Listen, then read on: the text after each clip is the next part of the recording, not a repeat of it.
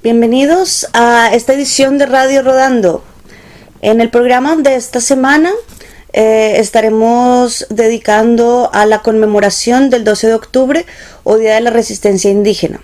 Estaremos también entrevistando a una tallerista en el evento feminista anticolonial organizado en el Centro Cultural Feminista Ocupado de Barcelona, La Caracola. Pero primero les contaremos algunas de las noticias de estos pasados días en el mundo. Tras el llamado de Donald Trump a retirar las tropas estadounidenses de Siria, el ejército de Assad avanza hacia el norte del país. De esto está seguido del acuerdo que se firmó entre los kurdos y el gobierno de Assad, en el cual los kurdos buscaban protegerse de los ataques de Turquía. Por otro lado, también aquí en Cataluña, donde nos encontramos y donde se realiza este programa, se han presentado múltiples enfrentamientos entre la Guardia Nacional y los protestantes después de la sentencia de hasta 13 años de líderes independentistas por haber llamado al referendo de independencia del 1 de octubre del 2017. Un joven de 22 años perdió uno de sus ojos a causa de una bala y han habido incendios, protestas en el aeropuerto y un bloqueo por los independentistas del aeropuerto de Prat, aquí en Barcelona. Y bueno, la opresión ha sido terrible, los golpes, los arrestos.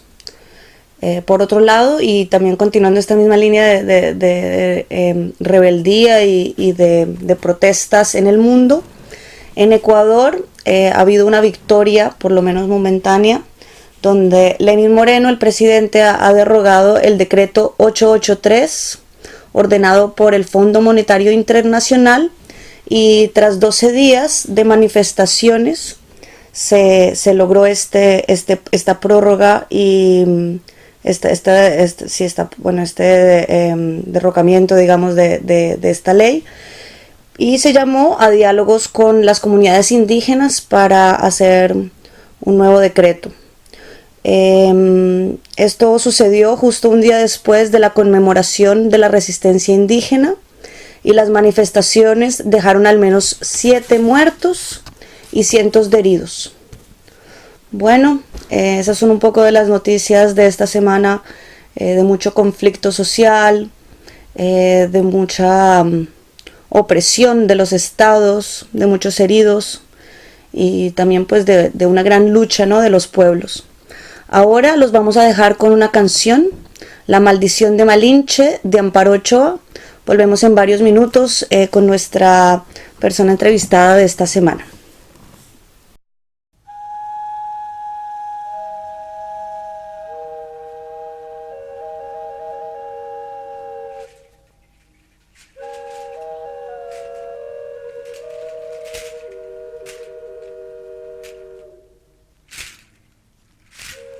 Del mar los vieron llegar,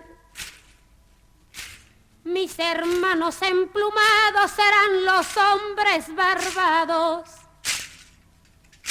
de la profecía esperada. Se oyó la voz del monarca de que el Dios había llegado y les abrimos la puerta. Por temor a lo ignorado, iban montados en bestias,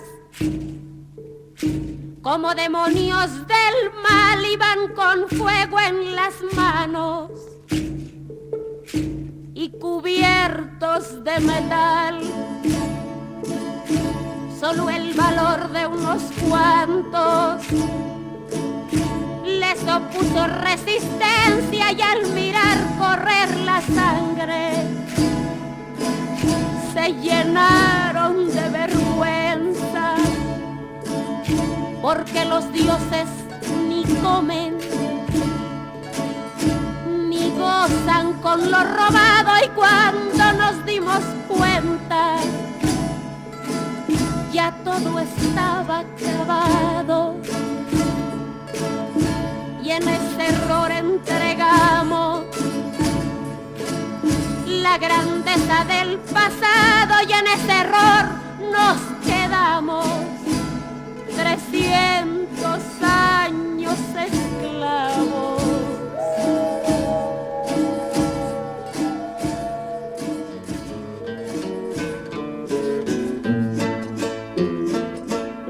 Se nos quedó el maleficio de brindar al extranjero nuestra fe, nuestra cultura, nuestro pan, nuestro dinero.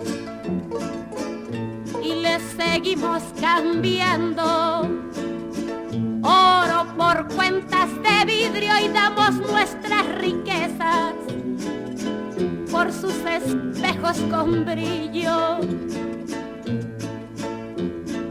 Hoy, en pleno siglo XX, nos siguen llegando rubios y les abrimos la casa y los llamamos amigos.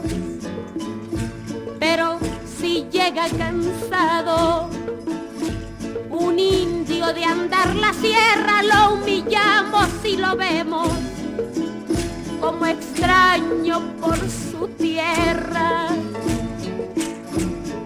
Tú, hipócrita que te muestras humilde ante el extranjero, pero te vuelves soberbio con tus hermanos del pueblo.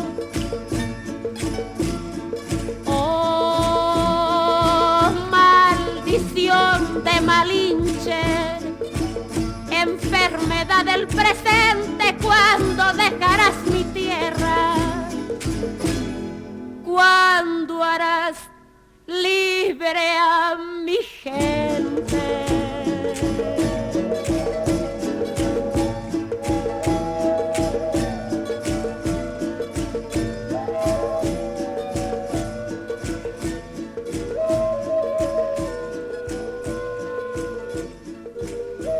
Estamos de regreso y bueno, después de esta canción que acabamos de escuchar, queremos presentarles a nuestra primera y única entrevistante del día de hoy.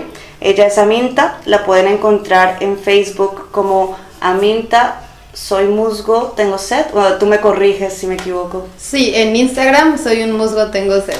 Sí. Gracias. Aminta, bienvenida a Radio Rodando. Es un placer tenerte con nosotras. Gracias, hola. Bien, bueno, quería empezar esta entrevista a ver si nos podrías contar un poco sobre ti, la conexión que tienes con los pueblos y pues el conocimiento indígena. Entonces, un poco tu trayectoria, quién eres. Bueno, yo nací en la Ciudad de México y después me crié ahí y soy una persona de ciudad, una rata de ciudad que en realidad pues sí, mi conexión con los pueblos originarios pues de origen no es ninguna, o quizás sí en mi genealogía muy atrás, pero justamente sobre eso no sé nada, o mi familia tampoco me ha transmitido nada, ¿no? Que eso también habla mucho de cómo se han ocultado, o incluso la gente en México se avergüenza de tener un origen indígena. Después viví mucho tiempo en Argentina y ahora estoy acá en Barcelona, pero hace 2 años y medio volví a México con ganas de aprender sobre todo cómo es que los pueblos originarios en México se están organizando desde la comunalidad y otras formas de organización. Y bueno, este sí ha sido mi acercamiento como una aprendiz, siempre invitada, ¿no? por las comunidades y con mucho respeto, ¿no? Cuidando en no convertirme en esa mirada que muchas veces los y las antropólogas tienen, ¿no? Como alguien externo que va ahí como a tratar a las personas como objetos de estudio. Claro. Entonces, bueno, siempre cuidando eso, ¿no? Entendiendo que también mi origen, bueno, es de un agente externo, ¿no? Y que las comunidades, las personas que venimos de la ciudad, así como yo, somos vistas como alguien externo y como mestizos. Claro, es muy interesante y bueno, les quiero contar a ustedes, los que nos están escuchando, que en este momento, como ya les había mencionado, estamos en el Centro Cultural Feminista Ocupado de Barcelona, La Caracola, y se realizó aquí un evento este fin de semana en conmemoración al 12 de octubre, el Día de la Resistencia Indígena, o bueno, con tantos nombres que se les ha dado en diferentes territorios y el significado también, que ya lo vendremos hablando más adelante. Entonces, pues Aminta, si nos podrías contar un poco cómo se vivió este evento este fin de semana, en qué consistió, qué las llevó a ustedes a generar este espacio de interacción en conmemoración al 12 de octubre. Bueno, pues primero es una iniciativa de todas las mujeres que habitamos esta casa y que se construyó de eso, de la voluntad y del esfuerzo de las personas que habitamos este espacio, y también de nuestro deseo de compartir este espacio seguro y crítico con otras personas y abrir justamente eso, ¿no? El debate y la posibilidad de pensar las cosas más allá, como puede ser en este caso concreto el 12 de octubre. Y bueno, en el evento tuvimos la participación de dos músicas, bueno, una chica con otro chico, que compartieron música, que también, bueno, seleccionando sus canciones para charlar y pensar como nuestras referencias como latinoamericanas, etcétera. Y bueno, después otra cantautora argentina. Los primeros era una chica peruana y un chico venezolano, y después una chica argentina que ella hace sus canciones, y también, por ejemplo, cantó una canción que a mí me gustó mucho, que hablaba sobre cómo utilizamos la palabra negro siempre como algo negativo, desde el color hasta cuestiones más vinculadas a lo racial, y ella como que desmitifica eso de una forma cómica en la canción. Entonces, bueno, eso, como que la idea del evento es pensar juntos pues las cosas que nos siguen oprimiendo, y también desde nuestros privilegios cómo podemos también, pues, no sé, tomar una postura activa frente a las cosas con las que no estamos de acuerdo. Y bueno, eso. Y después estuvo el taller textil, que ahora supongo que me vas a preguntar más sobre eso, pero sí, también estuvo eso. Y un mural en vivo también. Qué bueno, pues sí, también de pronto nos podrías compartir también un poco de quiénes son ustedes, las integrantes aquí de esta casa, para que la gente sienta un poco pues el contexto también de la gente que organizó este evento, ¿no? Sí, pues somos todas mujeres. Por ahora somos 7 mujeres acá en la casa, somos todas migrantes en diferentes circunstancias. La mayoría de las chicas son argentinas, ahora estoy yo que soy mexicana, y una chica de Chile. Y bueno, en realidad creo que, y me atrevo a hablar como por todas, nuestra idea es justamente que este espacio ocupado nos da la posibilidad de, al no tener que pagar un alquiler carísimo, que nos quita el tiempo para poder estar en nuestros proyectos personales y crecer también como mujeres en un proceso que creo que estamos todas las que habitamos la casa, de autoconocimiento, de estudio.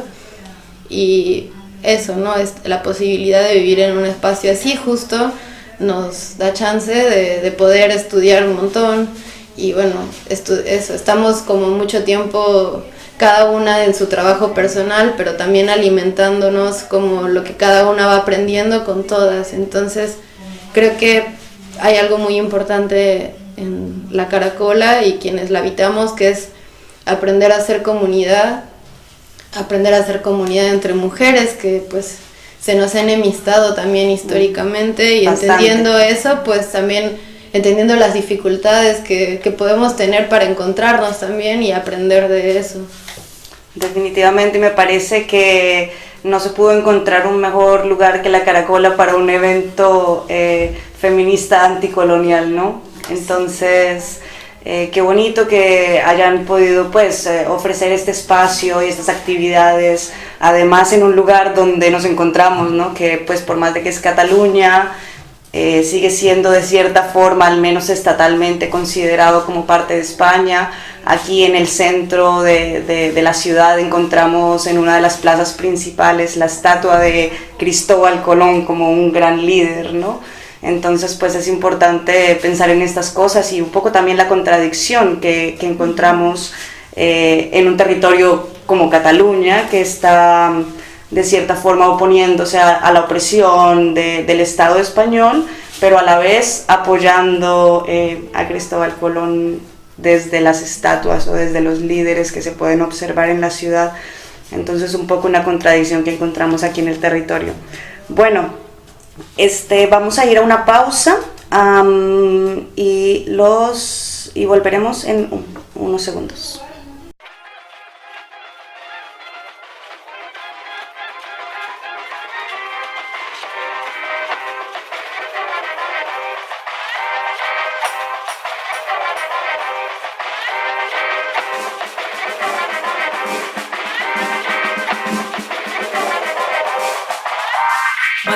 Le digo a usted que sin su fe yo no podré.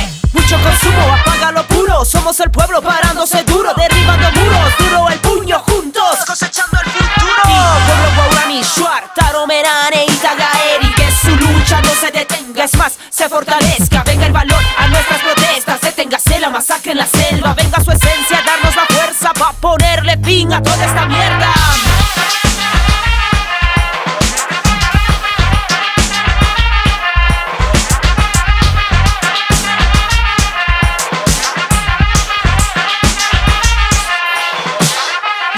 Quienes tanto tiempo han sufrido el despojo de sus territorios y saberes valiosos, hoy los saludo, abrazo, añoro, sé que su rezo es más poderoso. Nuestros ancestros vienen de lejos, me movilizo haciendo más peso. Juntos cambiaremos esto, es el momento de los sin voz. El mesianismo ya pasó, el universo se quebró. Somos su peor temor, somos su peor temor, somos su peor temor, somos su peor temor.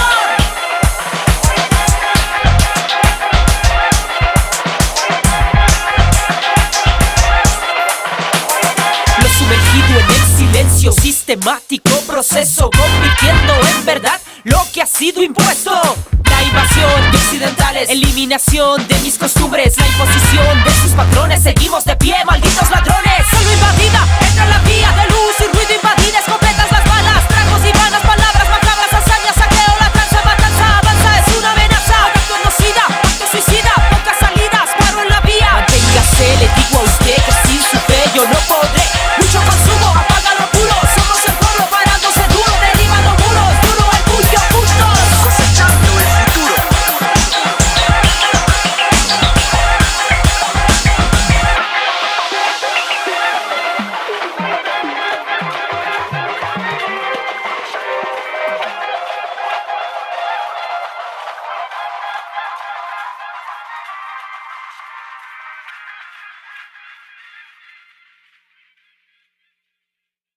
Estamos de regreso y lo que acaban de escuchar es una canción por Calle Callejera que se llama Manténgase.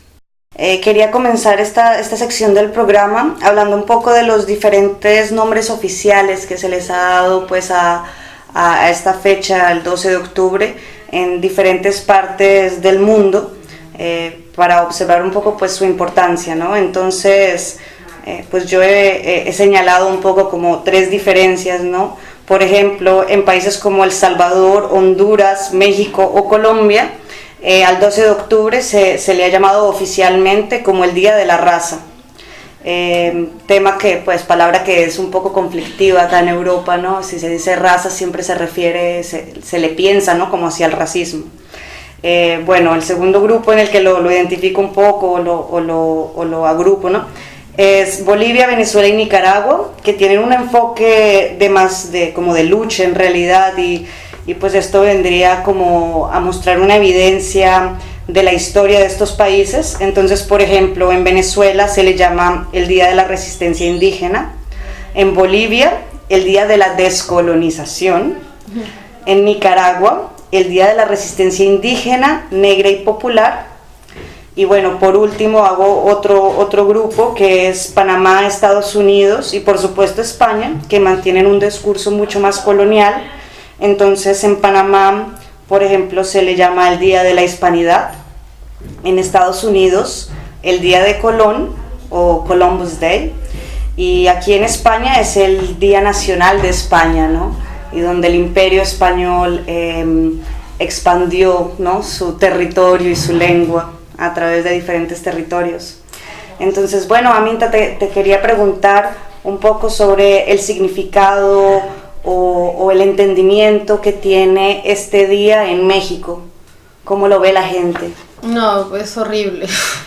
Es horrible y hace falta, o sea, realmente no hay, al menos popularmente, un trabajo crítico sobre el día. O sea, yo, bueno, igual ya soy mayor, o sea, fui a la escuela hace un montón de años, pero bueno, la fecha sigue siendo el Día del Descubrimiento de América y los niños cantan La Niña, la Pinta y la Santa María, gracias Colón por venir a hacernos más blanquitos. O sea, se sigue teniendo esa idea y creo que es lo más terrible, como es el día de la raza, como se le sigue llamando en México, o el Día del Descubrimiento de América, es solamente el reflejo de la cotidianidad de la idiosincrasia en México en general, en donde, bueno, se utiliza no seas indio como un insulto, ¿no? O sea, como alguien, no seas tonto, no seas indio. Que pasa en todo Latinoamérica, sí, ¿no? Sí, claro. El de no seas indio. Sí. En Colombia, por ejemplo, también, siendo yo colombiana. Sí, pero bueno, en México creo que más que en otros lugares de Latinoamérica es muy fuerte esta cosa de avergonzarse de nuestros orígenes. Un poco, bueno, sí, por estar al lado de Estados Unidos creo que influye, ¿no? Como ese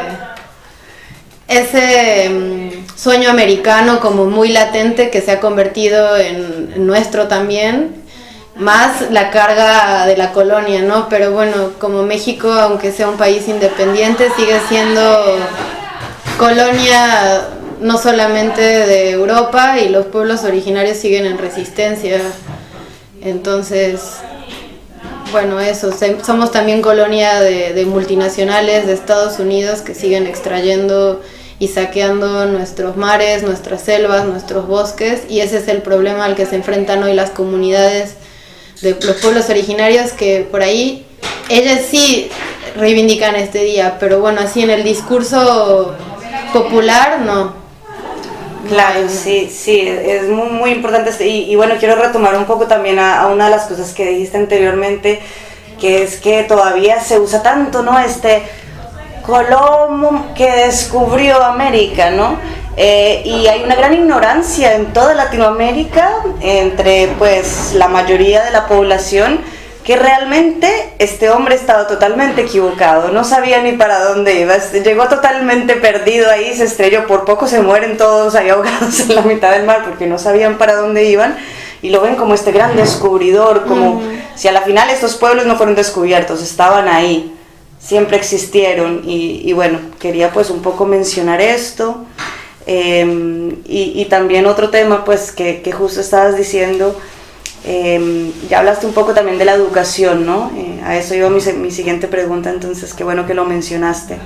Aparte pues de la educación, o qué otros factores de la educación y también de las instituciones del Estado, de esta estructura que nos imponen, ayudan a perpetrar esta estructura colonial y patriarcal en la que vivimos en Latinoamérica y pues en el mundo realmente, ¿verdad?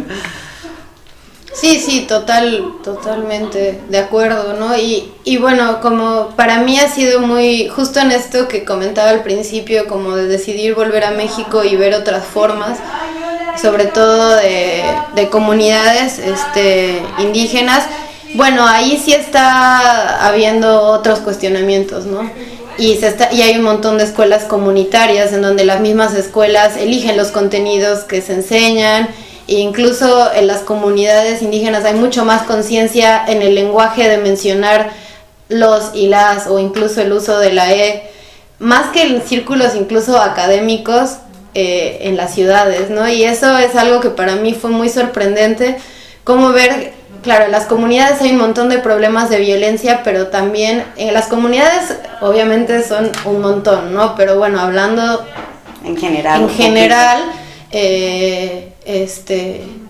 hay justo como, creo que desde la emergencia de un montón de problemas que tienen las comunidades, ha surgido una resistencia muy desde la vida cotidiana y desde la vida práctica, de cuestionar y de construir nuevas formas desde la educación justamente, ¿no? Entonces, bueno, quizá los zapatistas son el ejemplo como más conocido, pero hay un montón de lugares, ¿no? Y yo, por ejemplo, por mencionarles algunos, si tienen como curiosidad, está la prepa comunitaria José Martí en Ixhuatán, que es un lugar en Oaxaca, en una zona muy conflictiva, que es el Istmo de Tehuantepec, que justo ahora está luchando contra proyectos muy terribles que tiene nuestro nuevo presidente de eólicas, que quieren despojar de su territorio a las comunidades. Y bueno, menciono esto porque me parece muy importante también como no dejarnos engañar por lo que vemos en la televisión, ¿no? Porque sí, claro, presidente nuevo, incluso para mí como mexicana, fue como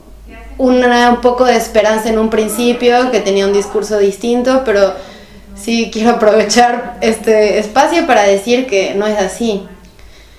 Entonces, eso, como siempre dudar de cualquier discurso oficial y mediático e ir siempre a las fuentes de medios de comunicación que sean independientes como o como las radios comunitarias ahí mismo en México, que hay un montón.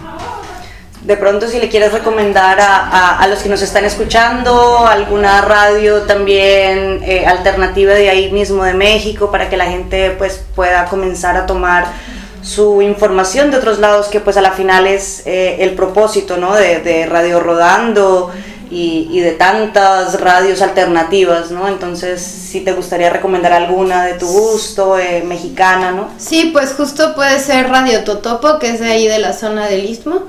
Y bueno, ahí sí tiene un Facebook, la preparatoria José Martí, y ahí ellas también hacen radio y un montón de iniciativas. Después, por ejemplo, hay iniciativas súper interesantes ahí en Oaxaca también, en Guelatao, que es en la Sierra Norte, de cine comunitario, de cine autogestivo, comunitario y feminista, hecho por gente de la comunidad, que habla de las vivencias de la gente de la comunidad, que es también eso. Todas las personas tenemos derecho a escribir y hablar de nuestra propia experiencia sobre el mundo y de nuestra historia, y no todas las películas y todas las narraciones tienen que ser de cosas, justamente eso, de estereotipos, de sueños que no son nuestros y de sueños impuestos que nos han hecho un montón de daño, como desear ser rubia, desear ser flaca, como decir un ejemplo muy tonto, pero que es real y que, claro, bueno, nos ha mantenido muy infelices. Sí, y muy separadas y un montón de cosas malísimas. No, de aquí nacen muchos problemas psicológicos, mentales, de falta de autoestima, sí, de rechazarse a sí misma. De incluso de racismo, ¿no? O sea, como de rechazo a la diferencia, etcétera. Pasa en las comunidades afros, ¿no? Que ahora está creciendo, creo yo, un orgullo más grande en llevar su afro o sus trenzas, ¿no? Que hasta se están volviendo pues de moda y tal. Pero que de todas formas en las comunidades afro a través del mundo entero luchan mucho por tener su pelo como es, de querérselo alisar, de ponerse un montón de químicos y tratamientos para poderse asemejar a la mujer blanca. Y para poder tener acceso a un trabajo, ¿no? Porque en Colombia, ¿no? O sea, hay lugares que tengo entendido que no te contratan. Sigue pasando hoy en día, sí, porque está mal visto. Si eres varón, tener como mostrar tus rulos y tener el pelo largo, y si eres mujer también como mostrar esa identidad, no sé. Es muy cierto. Bueno, hablando un poco pues de esta pues forma de imponer este colonialismo y este patriarcado, ¿cómo ves tú que has vivido tanto en México como Argentina? ¿Cómo lo comparas, no? ¿Piensas que es diferente? Y si lo ves así, ¿de qué forma? Bueno, sin duda en ambos lugares y en cualquier lugar hay mucho trabajo por hacer, claro, en cuanto a género, en cuanto a eso, mejores condiciones de vida, derecho a la vivienda, etcétera, ¿no? Pero bueno, para mí, yo llegué a Argentina a los 18 años, como sin saber ni que existía la ciudad donde me fui a vivir, y fue increíble porque, claro, yo sí me encontré con algo muy distinto a lo que conocía, que fue una universidad pública, que es pública realmente, o sea, que es gratuita, que no se le puede negar el acceso a nadie a la educación. Yo como extranjera llegué y tenía más derechos que en mi país, que es una educación por la que no pagué un centavo, acceso a la salud pública, o sea, si yo necesitaba ir al hospital, iba y nada, me atendían, nadie me preguntaba ni de dónde eran, ni que dónde están mis papeles, nada. Eso de entrada para mí fue un gran aprendizaje y un gran shock de darme cuenta que muchas cosas que yo pensaba que eran normales, porque en mi país son así, no lo son. Y no están bien, y hay que luchar por eso. Claro. Y bueno, después, claro, la facultad, yo estudié en la Facultad de Bellas Artes, que justo es una facultad muy particular porque está bastante politizada. Y bueno, cosas como en mis clases nos dejaban faltar a clases si había una marcha, por ejemplo, ¿no? O sea, los mismos profesores y profesoras en general tienen una conciencia política, más allá de partidos, me refiero a una conciencia crítica y de lucha sobre todo por la educación pública. Entonces, para mí eso fue increíble, increíble. Después, claro, hay muchas cosas que son para criticar, como siempre, y que no porque una siempre debe estar quejándose de todo, sino porque pues el chiste es siempre ir a algo a mejor, ¿no? Claro. Pero bueno, algo les comentaba el otro día a unas chicas, ¿no? De 5 años de historia del arte y en una clase de historia del arte habremos visto 3 mujeres, ¿no? O sea, por decir un número, pero mínimo, ¿no? Y no es que no hayan existido mujeres en la historia del arte, es que están borradas de la historia, y esos son el tipo de cosas que, por ejemplo, incluso acá en Europa trascienden, ¿no?, las fronteras. Son problemas que siguen vigentes en la educación, en los discursos, como hay un libro que se llama No creas que tienes derechos, y creo que ese título es como súper, bueno, para mí es súper revelador, ¿no? O sea, como faltan un montón de cosas por hacer y seguimos siendo omitidas. El que podamos formar parte más de la esfera pública no quiere decir que realmente estemos participando de todos los espacios que podríamos participar. Y eso es real, ¿no? Y en la universidad y en los círculos académicos, en todos lados. Definitivamente. Vale, quería seguir a la siguiente pregunta, que es, pues, ¿cuáles crees que son las principales amenazas a la cultura y los pueblos indígenas en México, ¿no? Tanto para la cultura como la misma existencia de ellos, ¿no? Desde el territorio, desde sus prácticas.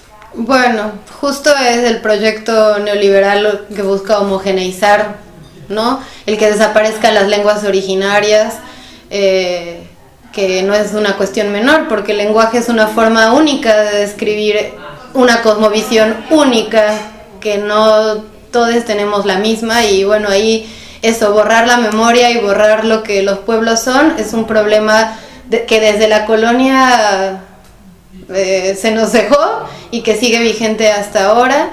Y bueno, sí, el narcotráfico es un problema muy grave también, la pobreza, el hecho de que las personas en las comunidades tengan que emigrar a las ciudades para poder trabajar es un problema muy grave, no solamente porque fragmenta a las familias, sino porque muchas veces los varones, que son quienes suelen salir de las comunidades, vuelven a las comunidades con un montón de problemas de la ciudad que no eran de las comunidades, como el alcohol y las drogas, que se han convertido en problemas muy graves que llevan mucha violencia, sobre todo hacia las mujeres, violencia física terrible.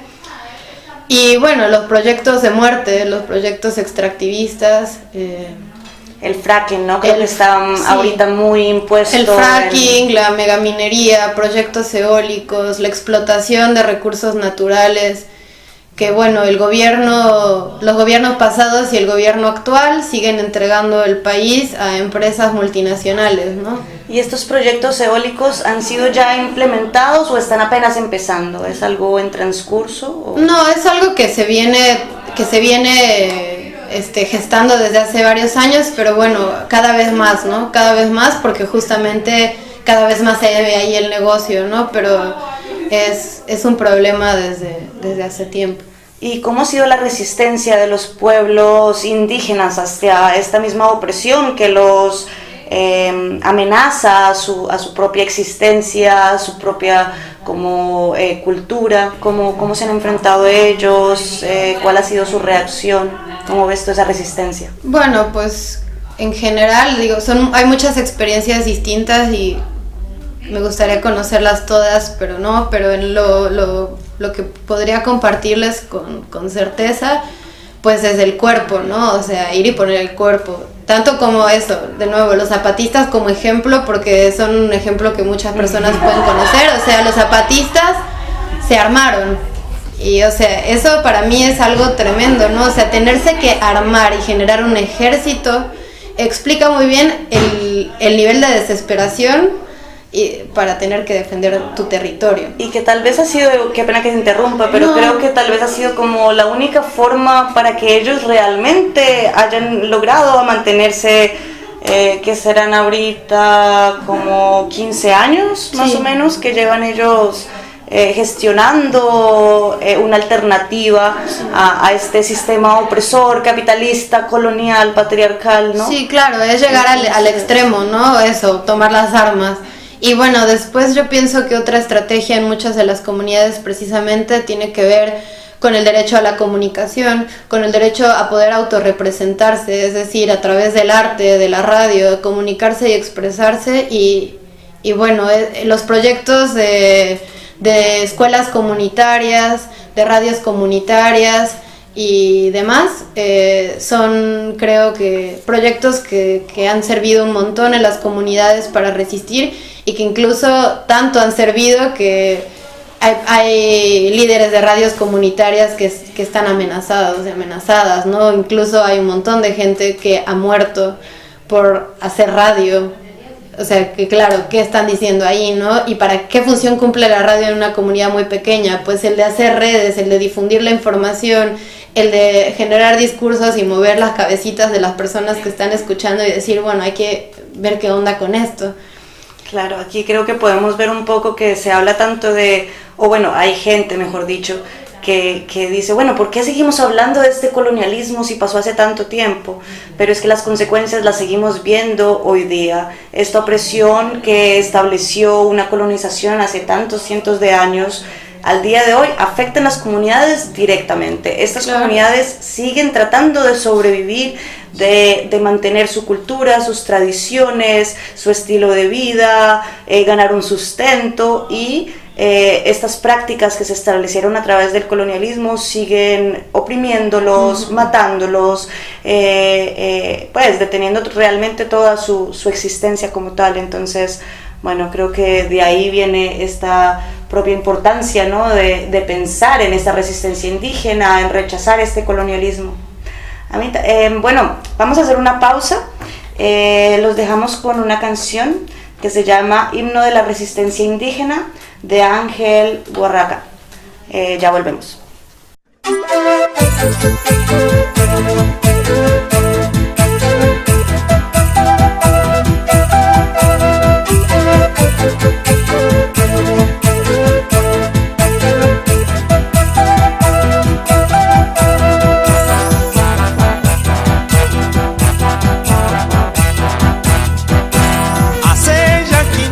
Años, carajo, vinieron blancos barbudos, carajo.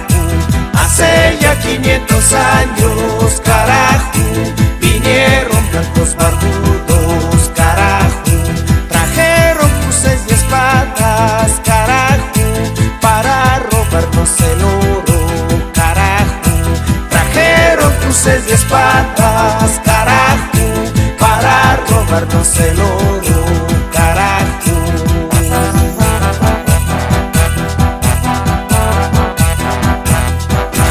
Incendiaron nuestras chozas, carajo, y violaron nuestras guarnis, carajo.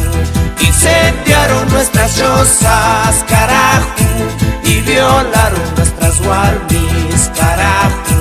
Estos fuera apamushkas, carajo, destruyeron nuestra etnia, carajo. Estos fuera apamushkas, carajo, destruyeron nuestra etnia, carajo.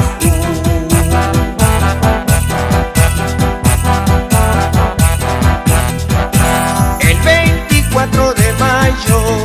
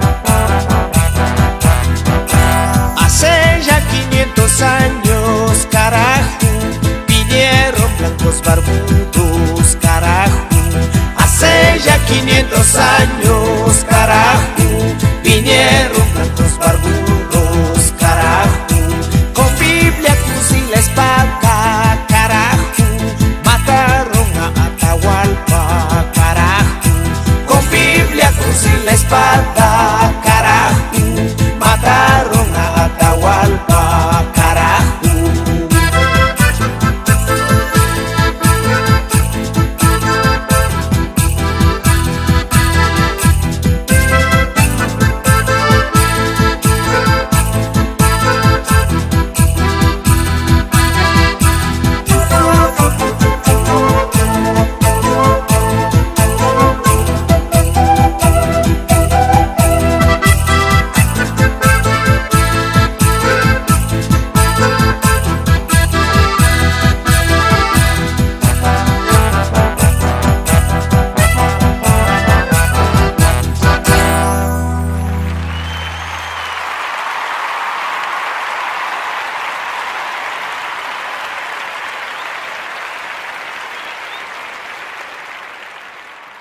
Hola, estamos de regreso, espero les haya gustado esta canción. Esta sección la queremos dedicar un poco hacia el feminismo y bueno, la primera pregunta pues que te quería hacer es pues ¿cómo ves tú la comparación ahora que estamos aquí en Europa, en Cataluña, un lugar tan diferente a Latinoamérica en tantas cosas y pues parecido en otras? ¿Cómo comparas tú la lucha feminista, digamos, aquí, por lo que has visto hasta el momento, de pronto a Argentina o a México? Bueno, es una pregunta muy interesante que yo me hago todos los días, como intentando como unir los diferentes aprendizajes. Bueno, mi experiencia con el feminismo empezó en Argentina, entonces realmente para mí el feminismo en Argentina es... Yo le tengo mucho cariño a la lucha desde ese lugar, por una cuestión emotiva. Tienen una gran trayectoria también. Sí, sí, por supuesto, sí, claro. Y bueno, creo que también, y es algo no menor, en cuanto a la teoría feminista en sí mismo, que yo conocí el feminismo haciendo amigas.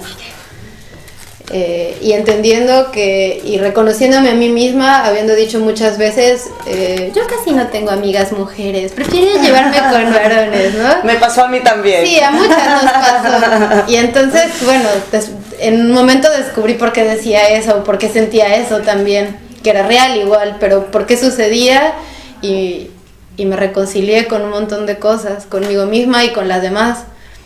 Y bueno, la lucha hoy en Argentina creo que está en un muy buen momento, no solamente en cuanto a la fuerza que ha tenido la lucha por el aborto legal, seguro y gratuito, sino también ahora en el encuentro reciente que hubo en La Plata, que es la ciudad donde yo viví además muchos años, porque el feminismo se pueda leer incluyendo a las disidencias sexuales y también entendiendo que debe ser plurinacional, o sea, considerar a los pueblos originarios. Para mí, eso sigue siendo una discusión, y hoy justo hablaba con unas amigas de allá y me decían que todavía hay muchos conflictos en el mismo encuentro que hubo de mujeres, de cambiarle el nombre de encuentro de mujeres, encuentro de mujeres, disidencias y plurinacional, ¿no?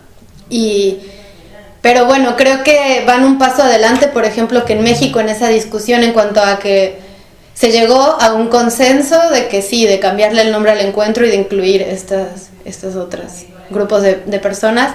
Claro. Para mí eso es fundamental, o sea, en el feminismo en el que yo creo, bueno, están incluidas las disidencias sexuales y están incluidas también los pueblos originarios, quienes han sido oprimidos también sistemáticamente y que lo siguen siendo.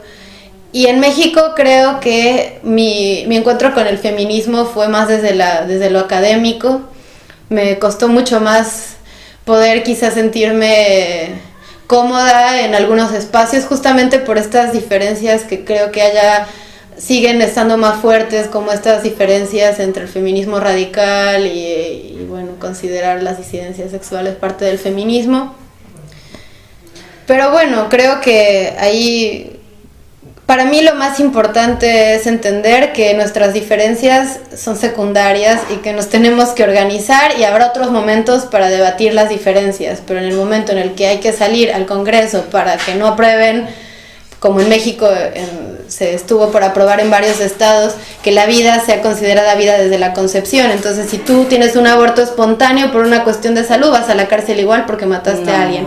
Entonces, ese tipo de emergencias, o sea, no importa lo que pienses. Esto está pasando ahora en Argentina. Eso está en México. En México. En algunos estados, porque en México tenemos... Pero es una locura, si tienes un aborto nacional, ¿cómo te es una locura. Entonces, frente a esos tipos de locuras, que son emergencias, lo que pienses tú, tus particularidades, de qué tipo de feminista te consideras y qué tipo de feminista me considero yo, a nadie le importa, ni a nosotras nos deberían de importar. O sea, habrá otros espacios para el debate. Sí. Entonces, bueno, como que pienso que en México nos hace falta todavía pasar un poquito, ¿no?, esa cuestión tan personal y muchas veces de ego también, de lo que cada una piensa, para ponernos a trabajar en lo que todas estamos de acuerdo.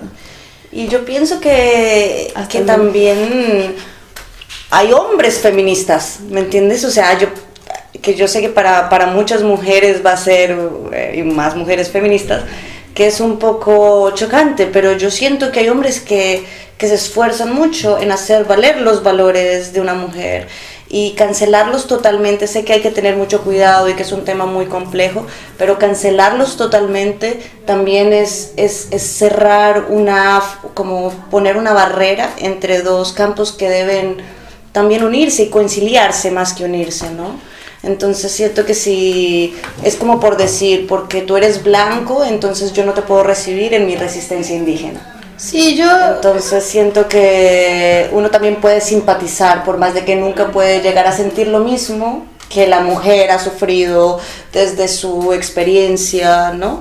Sí, de ser mujer. Yo considero que sí, bueno, en cuanto a ese tema, que el feminismo sí problematiza el ser mujer, o el estar digamos, del lado de desventaja en el patriarcado. Entonces, que los varones pueden ser aliados, pueden simpatizar, pero no pueden ser feministas. Yo sí pienso eso. Pueden, y de hecho creo que deben, pues, ver qué onda con sus masculinidades. O sea, qué onda con la experiencia de ser hombre, porque la experiencia de ser hombre es súper tóxica para ellos también, pero desde su propia experiencia, ¿no? O sea, así como las mujeres llevamos desde hace un montón de años juntándonos en un momento dado por poder votar o poder entrar a los espacios académicos o por tantas cosas, creo que los hombres tendrían que juntarse más, porque no sucede, sí, ¿no? Definitivamente. ¿Por qué algo tan tonto y cotidiano como por qué no pueden llorar? ¿O por qué tienen que ser el hombre proveedor que tiene toda esa presión de llevar dinero a la casa y de encima tener la esposa perfecta y un perro de raza y un montón de presiones sociales estereotipadas que son reales,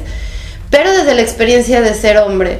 O sea, esto que se le ha llamado también las nuevas masculinidades. Creo que los hombres pueden participar acompañarnos en el feminismo, pero ellos generar su propia lucha que problematice cómo es ser hombre en este sistema patriarcal que a ellos también les afecta un montón. Sí, bueno, creo que pues me refería también de eso, ¿no? Como un poco al apoyo, claro, sí, al poder ser de pronto no como participantes o como afectados directamente de las consecuencias que ha generado este sistema a nosotras las mujeres, pero sí como un apoyo, ¿me entiendes? Sí, como... Sí. Yo quiero ser parte de esto, yo apoyo esta lucha, yo puedo salir a la calle y protestar porque pienso que, no sé, por ejemplo, el aborto debe ser legal, ¿no? Desde esa perspectiva un poco. Bueno, entonces, y de pronto acá en Europa, esta lucha feminista, a comparación de la de Latinoamérica...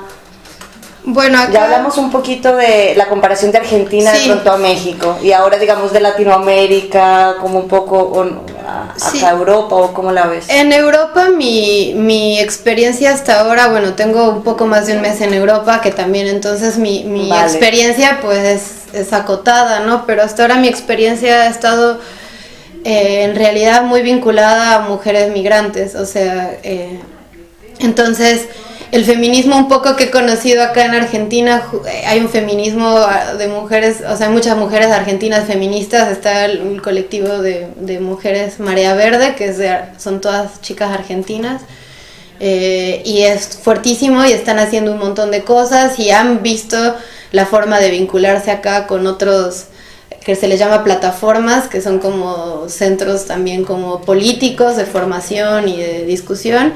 Y bueno, creo que también acá está muy fuerte el tema de las disidencias, ¿no? Quizá como hay algunos derechos, hay más derechos ganados acá en Europa en cuanto a el aborto o la paridad salarial o muchas cuestiones así, el feminismo ha podido concentrarse más en otros temas que quizás son un pasito adelante, ¿no? Ya que conquistamos lo más básico, bueno, podemos empezarnos a preguntar otras cosas, como a quiénes incluimos, por ejemplo, y acá creo que está como muy fuerte la parte de las disidencias, ¿no?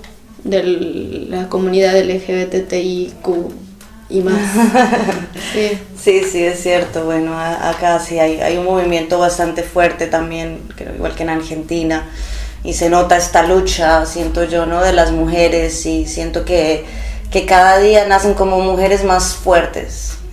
Desde mi perspectiva, sí, las veo desde niñas hasta caminando por la calle, las veo como hablar con esta fortaleza y con, es que yo lo digo y punto. Entonces pienso pues que todo esto son trayectorias pues largas y cada día vamos aprendiendo un poquito más como movimiento, ¿no? También, y pues como personas también.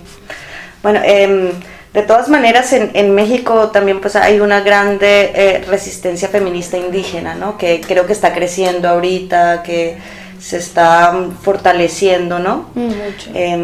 Por ejemplo, ahorita a finales de diciembre está ahí en el territorio zapatista el encuentro feminista y pues es organizado por mujeres indígenas, y bueno, los invito a que lo miren, a las mujeres que nos escuchan, que de pronto les interese. Y pues tú, Aminta, si nos puedes contar un poco cómo ves este movimiento feminista indígena en México, ¿qué observaciones nos puedes contribuir frente a esto?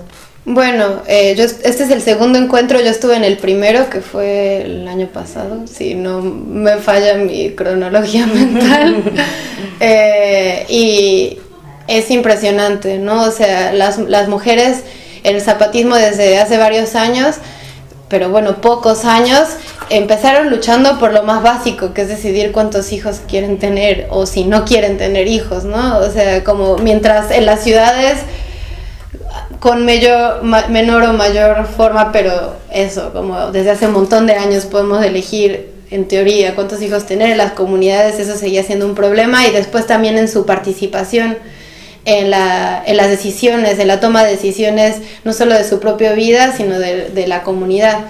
Entonces, bueno, está por un lado el ejemplo de las mujeres zapatistas, pero también el Consejo Nacional Indígena de Gobierno, que bueno, está en varios pueblos indígenas, o sea, es un consejo que incluye varios, bueno, plurinacional podríamos decir, o sea, incluye al pueblo tzotzil, tojolabal, diferentes comunidades que hablan lenguas distintas, tienen representantes, y bueno, de hecho, las elecciones de presidencia pasadas en México, por primera vez se lanzó una candidata indígena elegida colectivamente por el Consejo Nacional Indígena de Gobierno, que fue Marichuy.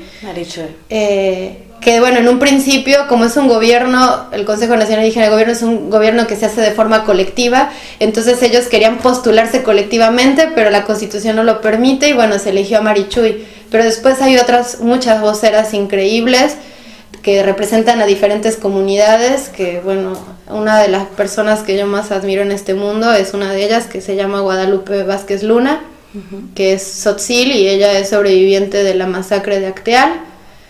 Y bueno, después también hay muchas otras iniciativas, por ejemplo, los campamentos, hace poco se hizo este verano pasado, un campamento feminista en una comunidad en Oaxaca. O sea, está ahí, ¿no? Está ahí muy presente en las compañeras de los diferentes pueblos originarios, el conquistar sus derechos básicos, y también en empezar también otro tipo de crianzas, ¿no? En donde los niños empiezan a ayudar en la cocina, o sea, cosas muy, muy básicas que quizá para nosotros, y más aún aquí en Europa, tú dirías, ¿eso qué, no? Pero bueno, allá siguen siendo otra cosa. Algo, justamente por esta herencia colonial, siguen siendo problemas terribles. Entonces, bueno, desde el feminismo comunitario se ha escrito un montón sobre eso. Y también incluso en esta idea del género, ¿no? En cómo el género también es una idea, el género binario, pues, es una idea que también ha venido con la colonia, la culpa, bueno, un tema muy larguísimo. Justo mi siguiente pregunta iba un poco sobre Marichuy, y pues qué efecto ha tenido para la población mexicana, cómo la recibe, no sé, el público en general, porque pues me imagino ya tiene, pues sí, como lo he visto un poco, tiene mucho apoyo indígena, ha sido apoyada por los zapatistas y todo esto, pero el resto de la población, ¿cómo lo ve? ¿Cómo ves ese entendimiento? Uno, hacia lo indígena, y dos, hacia lo femenino, ¿no? O sea, hacia el hecho que ella es una mujer y encima de todo indígena, ¿no? ¿Cómo fue entendido por la población mexicana en general, digamos? Bueno, en todo el país se organizaron personas porque claro, para que ella fuera candidata se tenían que juntar un cierto número de firmas para entrar como candidata al INE, que es el Instituto Nacional Electoral. Entonces nos juntamos muchas personas voluntariamente en todas las ciudades a conseguir firmas que se hacían a través de una aplicación del gobierno para que ella se pudiera inscribir solamente como candidata. No logró la inscripción, porque no se juntaron las firmas. Y en mi opinión no se juntaron las firmas no porque no hubiéramos suficientes personas que quisiéramos firmar, sino porque la misma idea de cómo se juntan las firmas era un boicot a que ella, siendo una candidata indígena, en donde claro, un montón de gente que le interesa que ella llegue, que no es de las ciudades, no tiene internet, y deja tú que no tenga internet, o sea, la aplicación era pesadísima. O sea, esto parece anecdótico, pero es un tremendo boicot que no es menor, ¿no? O sea, era una aplicación pesadísima, que yo tenía un celular medio pelo y tuve que borrar la mitad de las cosas que tenía para que funcionara y poder tomar las firmas. Necesitabas tener conexión a internet. Entonces, bueno, fue algo muy fuerte. O sea, Marichuy no consiguió las firmas porque no se le facilitó, ¿no? El resto de los candidatos independientes, que había otros dos que estaban como por buscar el registro, sí lo consiguieron y se sabía públicamente que compraron un montón de firmas, por ejemplo, ¿no? Entonces ahí dices, claro, o sea, ¿quién llega y quién no llega? Pues quien no quieren que llegue no va a llegar jamás. Después creo que fue una experiencia muy, además de que histórica, increíble, como para aprender algo como mexicanos y en general, bueno, que evidencia esto del boicot y de cómo funciona la política, pero después también yo ahí conocí un montón de gente, ¿no? En organizarnos con la idea en común de conseguir las firmas para Marichuy, en que queríamos que Marichuy llegara, pues hice amigas, por ejemplo. Es un movimiento que comienza a crecer desde ahí, desde este esfuerzo. Ahorita también ella estuvo aquí por Europa, un poco en el País Vasco, sí, haciendo todo un tour, entrevistas y construyendo esta resistencia, porque bueno, a la final de pronto no se llega al primer día, pero... Sí, y el mensaje de Marichuy y en general, ¿no?, de los pueblos es que nos aprendamos a organizar, que nos necesitamos organizar. Entonces, finalmente yo pienso que fue un éxito en el sentido de que hubo personas que sí nos aprendimos a organizar a raíz de ese proceso, y creo que eso es súper valioso. O sea, como que ya nos dejó una enseñanza, al menos a mí y a un grupo de personas con las que yo conocí en ese momento, pues creo que muy, muy grande. Que ojalá se nos dé el lujo de ver una presidenta indígena, mujer en México en los próximos años por venir. Esperemos. Esperemos que sí, con ilusión. Bueno, amigos, los vamos a dejar un poco ahorita con una canción, Antipatriarca, de Ana Tijoux. Y bueno, volvemos en pocos minutos para la última sección de este programa. Quédense con nosotros.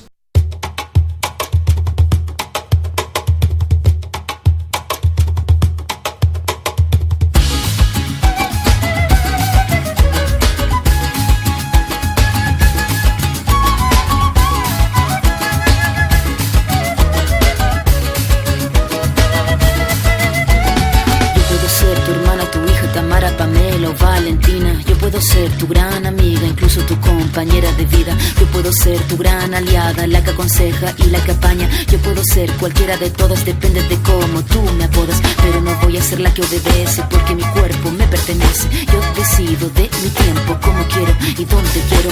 Independiente yo nací, independiente decidí. Yo no camino detrás de ti, yo camino de la para aquí. Tú no me vas a humillar, tú no me vas a gritar, tú no me vas a someter, tú no me vas a golpear, tú no me vas a denigrar, tú no me vas a obligar, tú no me vas a silenciar, tú no me vas a callar. No sumisa ni obediente, mujer fuerte, insurgente, independiente y valiente, romper la cadena de lo indiferente. No pasiva ni oprimida, mujer linda que das vida, emancipada en autonomía, antipatriarca y alegría.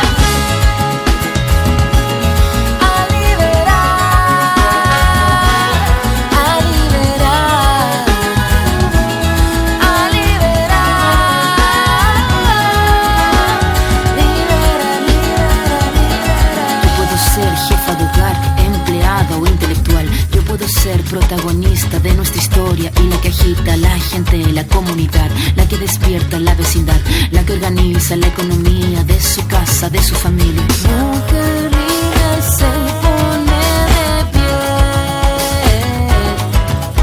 y a romper las cadenas de la piel. Tú no me vas a humillar, tú no me vas a gritar, tú no me vas a someter, tú no me vas a golpear, tú no me vas a denigrar, tú no me vas a obligar, tú no me vas a silenciar, tú no me vas a callar. No sumisa ni obediente, mujer fuerte, insurgente, independiente y valiente, romper la cadena de lo indiferente. No pasiva ni oprimida, mujer linda que das vida, emancipada en autonomía, antipatriarca y alegría.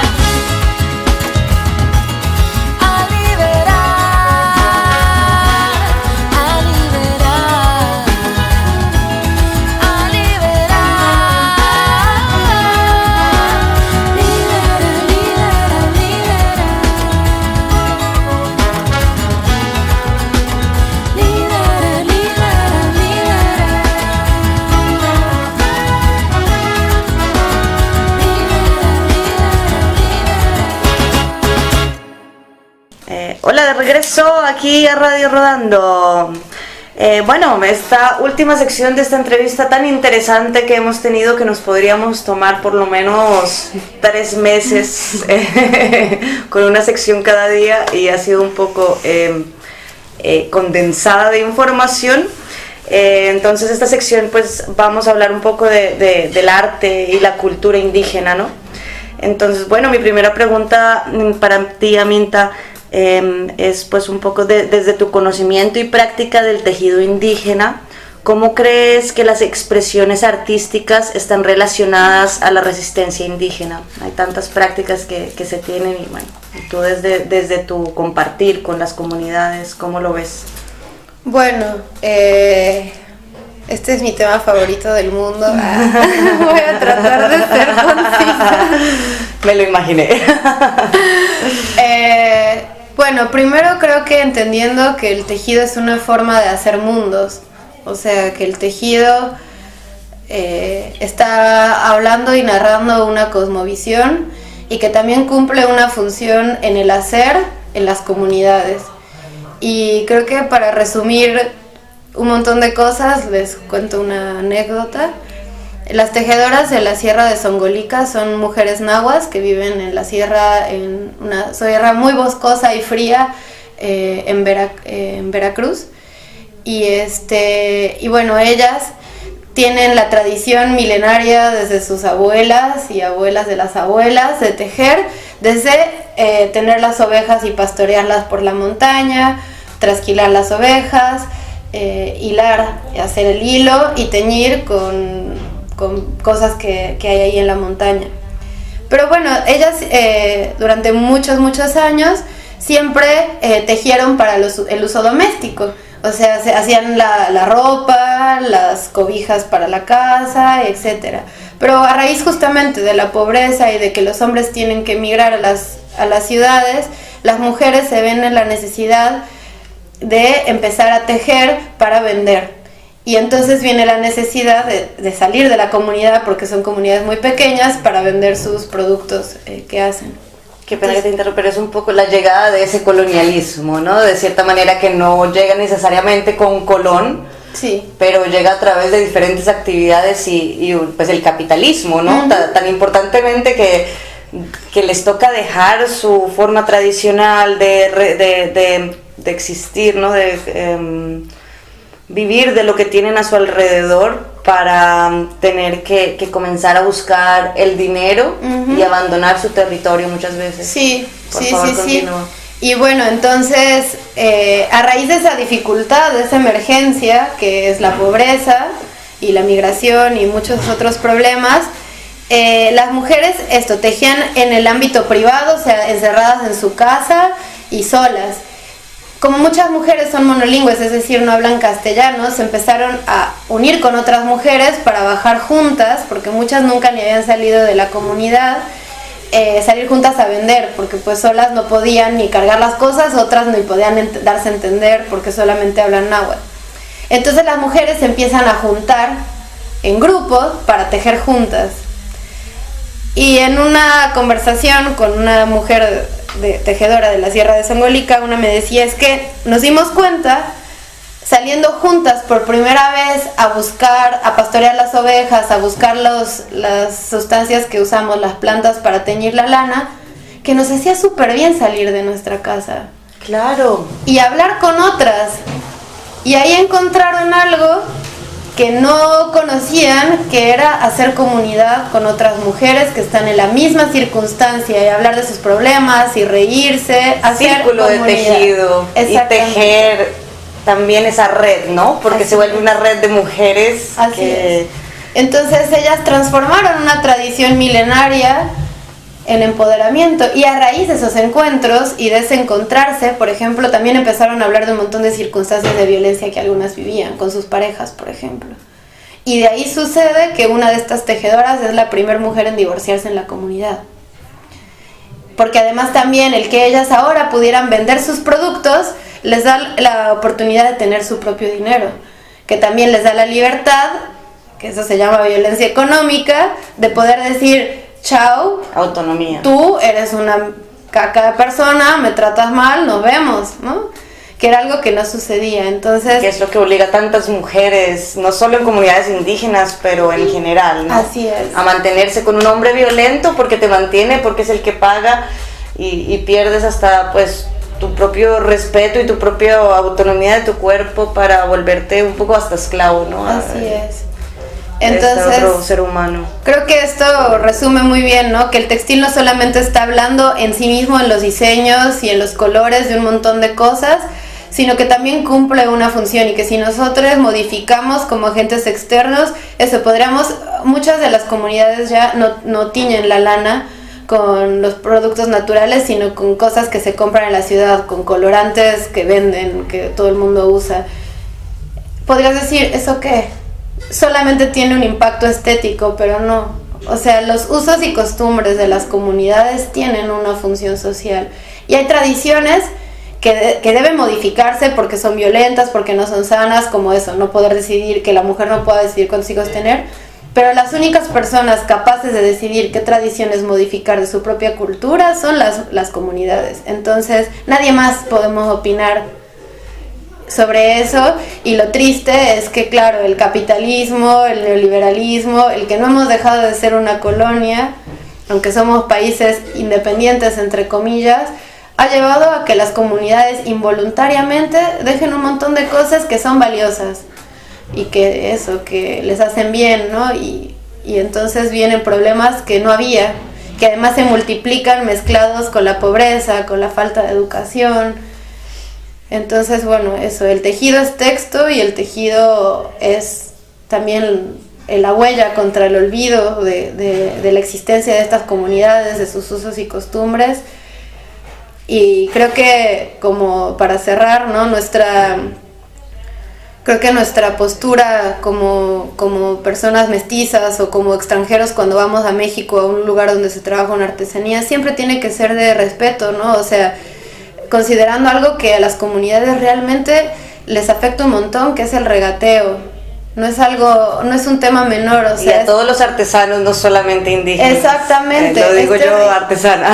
Es terrible, o sea, tú vas a Zara y regateas, no, o sea, ni se te ocurre hacerlo. ¿Por qué lo vas a hacer con otra persona? Y de entrada, más allá del valor económico, estamos relegando a esa persona como si no tuviera valor su trabajo y lo que es y lo que está plasmando ahí. Y es alguien que, uno, se esfuerza mucho más en lo que hace que una industria, dos, una persona que lo necesita más, que lo está haciendo de una forma mucho más honesta, con sus manos, a la final para su subsistencia. Pero a esta grande industria que tiene tanto dinero no le regateas porque es que es el gran señor. Entonces esto que es un pensamiento y una ideología muy colonial, del que tiene mucho dinero merece mucho respeto, pero si eres una comunidad indígena o no tienes muchos recursos o eres artesano, te puedo pasar por encima porque simplemente no tienes, ¿no? Que siguen siendo pensamientos coloniales y que vienen pues de este lado de Occidente y no realmente de nuestras comunidades que tenían valores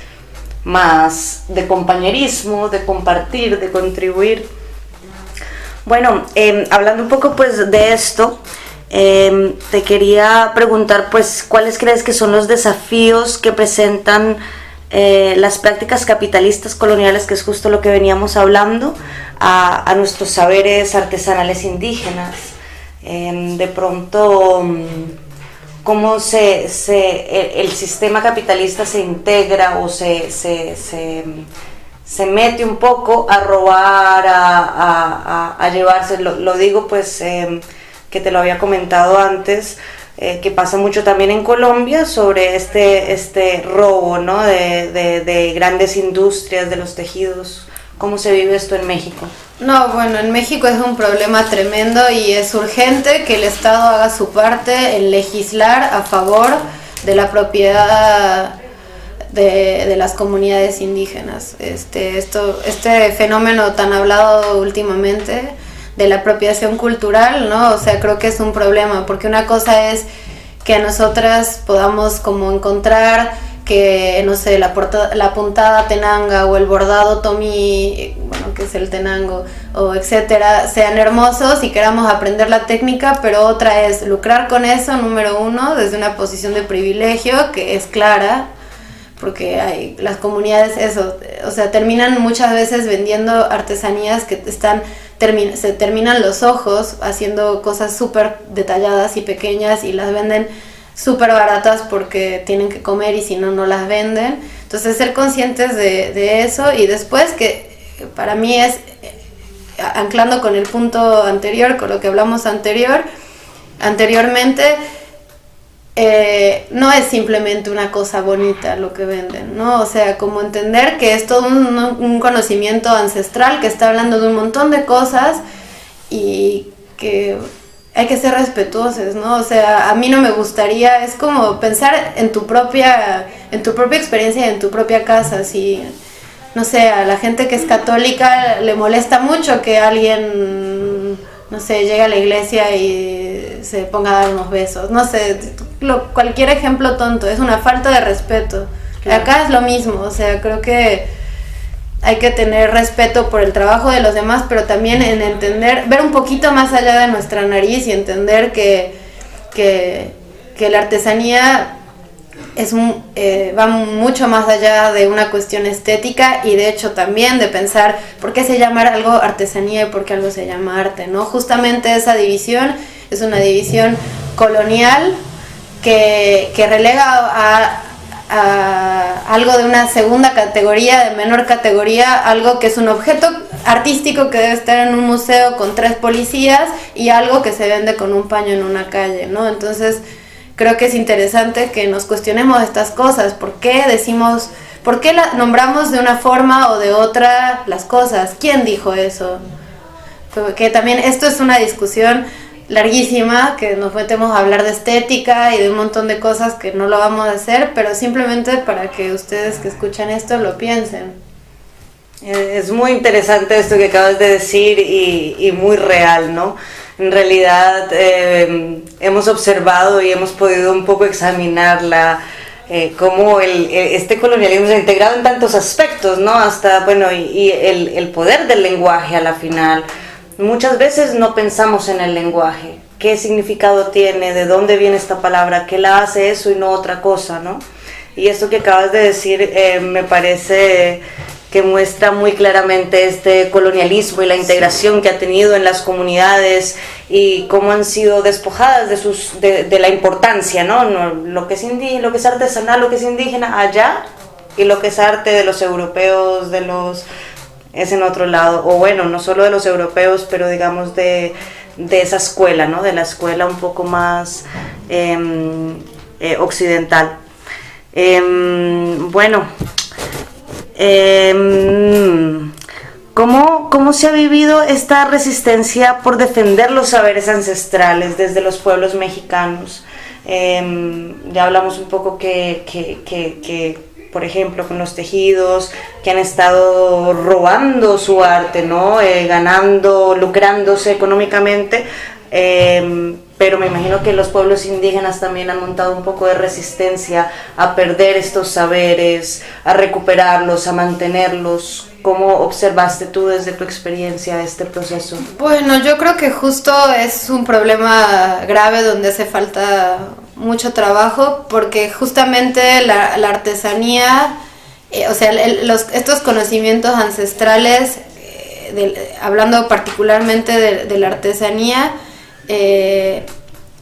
están muy vinculados a la supervivencia, o sea, a que son el sustento económico para muchas familias. Entonces, también, bueno, se han modificado, por ejemplo, el tipo de motivos que se trabajan o se bordan, ¿no? A motivos que son más sencillos, a motivos que también son más comerciales, ¿no? Que la gente le gusta o que la gente compra.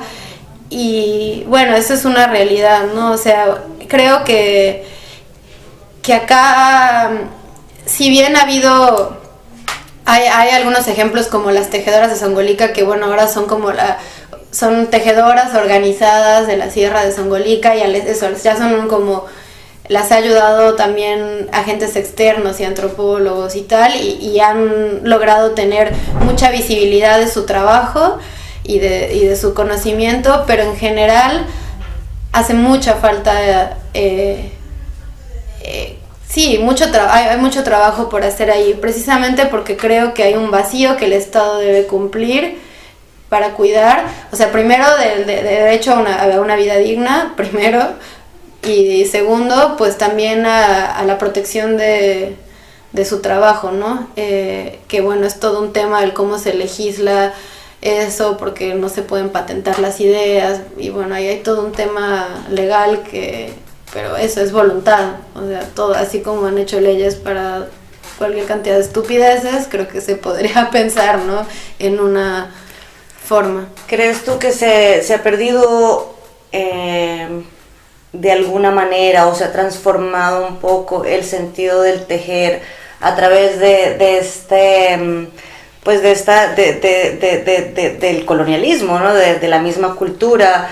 Porque, bueno, por ejemplo, antes se tejía para una cosa, ahora comienza a cambiar, y cuando comienzas a vender tus cosas y lo dejas hacer para tu cultura, ¿no? Uh-huh. ¿Crees que esto se ha perdido, la culturalidad un poco del tejido, o en parte solamente? Bueno, hay un concepto que a mí me gusta mucho, que es de Néstor García Canclini, que habla de la hibridación cultural, que es justamente esto, ¿no? Las culturas están vivas, o sea, la cultura se va mutando, y entonces, claro, las culturas indígenas, los pueblos originarios están inmersos en un mundo y en un contexto que va cambiando, y que no se puede hacer nada frente a esos cambios. Bueno, sí, puedes resistir, pero hay cosas a las que no, circunstanciales, a las que nada, tienes que solucionarlas, ¿no? Y entonces hay cuestiones de la tradición o de estos cambios que llevan las circunstancias, que pueden ser positivas, como eso, por ejemplo, de las tejedoras, ¿no? O sea, ahí, en esa dificultad, las tejedoras supieron encontrarle una ventaja, que fue encontrarse en comunidad, incluso encontrar una posibilidad de independencia económica y de terminar con la violencia económica, incluso con la violencia física, y etcétera, ¿no? Entonces creo que los cambios que el mundo trae pueden ser una forma de de crecer, de mejorar, ¿no? Pero volvemos también a eso, las únicas personas capaces de decidir qué cosas conservan de sus tradiciones y qué cosas no conservan de sus tradiciones son los pueblos mismos. Y para que eso suceda así, o sea, para que un pueblo pueda elegir cuál es su destino, bueno, pues tiene que tener condiciones de vida digna mínimas. Porque si te estás muriendo de hambre o si tienes que estar con un machete defendiendo tu territorio para que no vengan a desplazarte un tren que van a hacer que cruza toda la selva para que los turistas se saquen fotos, bueno, ¿cómo te vas a poner a preguntarte si cuidas o no, si qué cambias y qué dejas de tus tradiciones? Entonces, totalmente. Es muy complicado y es algo de mucho respeto y de mucha autonomía de cada pueblo, entenderlo y darle su espacio Así es. Y es tan complejo porque la opresión es tan grande de parte del Estado y son tantos años de resistencia, ¿no? Y tantas transformaciones de todas formas que las comunidades indígenas les ha tocado tomar porque las consecuencias lo han liderado. Pero bueno, te queremos agradecer mucho por habernos acompañado, ha sido una entrevista muy interesante, la podríamos continuar por mucho tiempo, pero de pronto en otra ocasión. Gracias por acompañarnos. No sé si quieres dejar algún dato de tu arte, aparte del que ya diste, en Instagram, para recordarles un poco. ¿Estás como? Soy un musgo, tengo sed. Bueno, por si ustedes lo quieren mirar. Muchas gracias por escucharnos. Aquí conmemorando el Día de la Resistencia Indígena, el Día de los pueblos latinoamericanos y africanos. Y bueno, los dejamos con nuestra última canción, Indio Guerrero, de Sistema Solar. Los esperamos en nuestra próxima edición.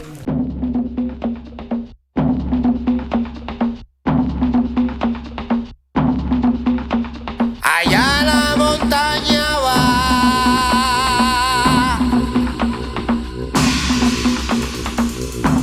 indio guerrero,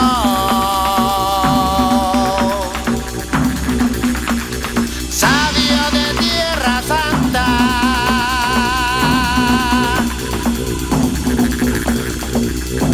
que a la tierra le canta.